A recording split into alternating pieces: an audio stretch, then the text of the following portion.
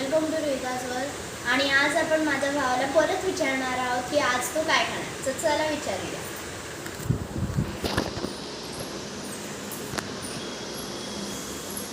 दादा दादा आज काय खाणार? भरलेल्या मिरच्या, कढी आणि भाकरी. तर चला आज आपण बनवूया भरलेल्या मिरच्या, कढी आणि भाकरी. हॅलो एव्हरीवन, आता कढीची तयारी करतोय.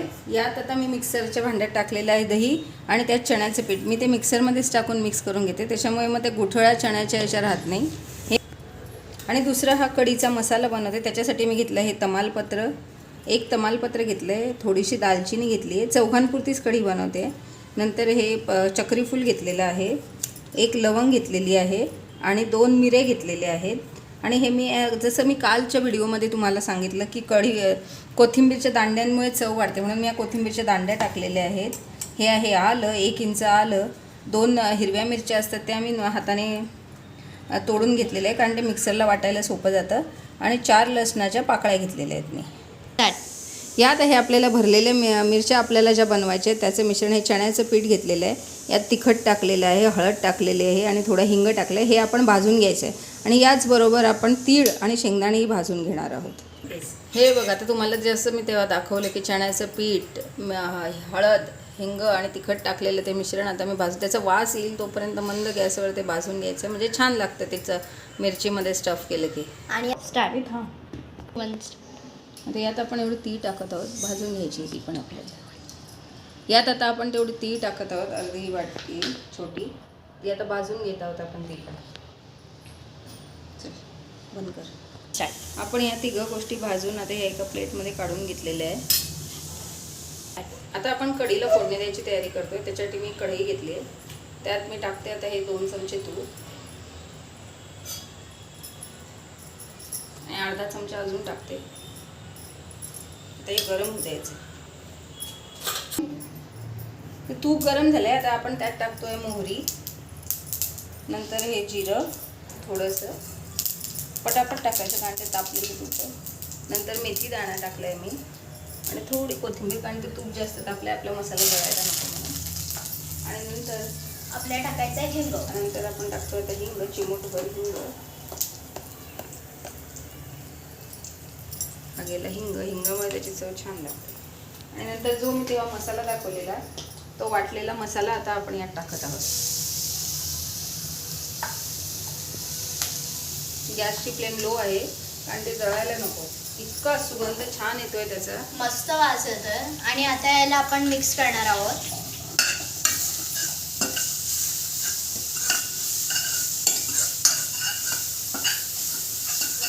मिक्स करून घ्यायचं आहे म्हणजे त्याचा कच्चापणा निघून जायला पाहिजे. तुपात चांगलं परतून घ्यायचं आणि सगळं आपण कच्चं वाटण केलेलं असतं. थोडा वेळ, बिलकुल 2 मिनिटं.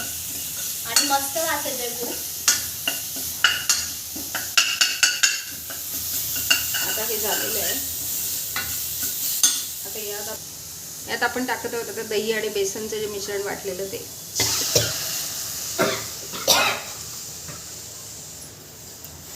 ठसका लागला याचा अर्थ आपला तडका खूप छान लागलेला आहे. तेव्हाच ठसका लागतो जेव्हा तडका छान लागतो. आणि यात आता मी हळद टाकते. हळद सर्वांनाच आवडते असं नाही, पण आमच्या घरात पिवळी कढी आवडते म्हणून मी यात हळद कंपल्सरी टाकतेच. आणि हळद एकदम जास्त प्रमाणात नाही, कमीच टाकायचं आहे. यात आपण टाकत आहोत पाणी. यात आता आपण टाकत आहोत पाणी. अजून पाणी लागेल याला कारण कढी घट्ट वाटते. आता आपल्याला हलवत राहायचं आहे कारण की आपण नाही हलवलं तर मग हे सगळं फाटून जातं कारण की हे दूधच असतं.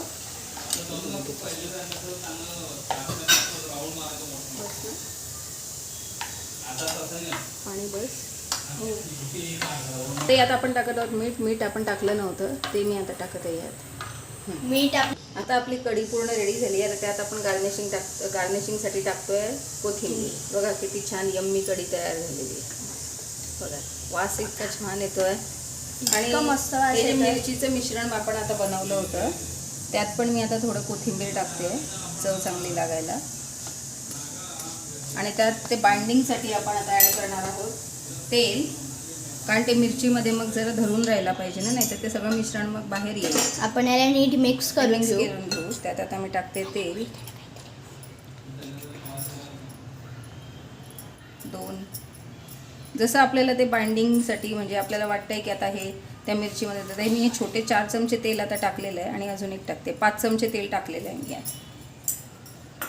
तुम्ही बघू शकता आता हळूहळू करून याचा लगदा बनत चालला आहे. आणि मीठ राहिलं यात टाकायचं, ते मी आता त्याच्यात ॲड करते. मीठ टाकते मी त्या मिश्रण आणि मिरची आणि मिश्रणाला हे होईल एवढं मीठ. बस आता हे मिक्स करायचं आहे व्यवस्थित. बघून घ्यायचं त्याचं बाइंडिंग आलं आहे की नाही, म्हणजे ते मिरचीमध्ये राहील. असं असं एक गोळे आले असतील हे मोडून घ्यायचे, म्हणजे ते मिश्रण मिरचीमध्ये छान लागतं.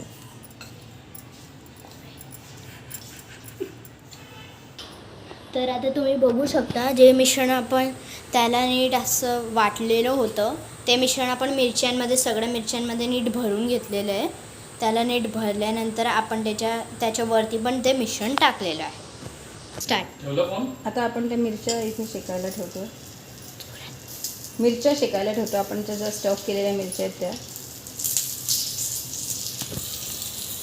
आता तुम्ही बघू शकता किती मस्त दिसतंय ताट. आणि हे बघा इकडे असं एक कढी आहे, मग भाकरी चुरलेली आहे नीट, आणि इकडे मिरच्या एकदम गावावाली फिलिंग येते. आता मी तुम्हाला टेस्ट करून सांगते कसं आहे.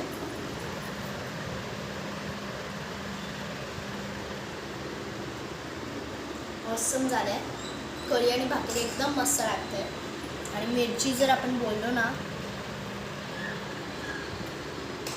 बिलकुल तिखट नाही आहे, एकदम मस्त झालं आहे. मी हे जेवण एन्जॉय करते, तुम्ही हा व्हिडिओ बघणं एन्जॉय करा. पुढच्या व्हिडिओमध्ये उद्या भेटू. तोपर्यंत बाय.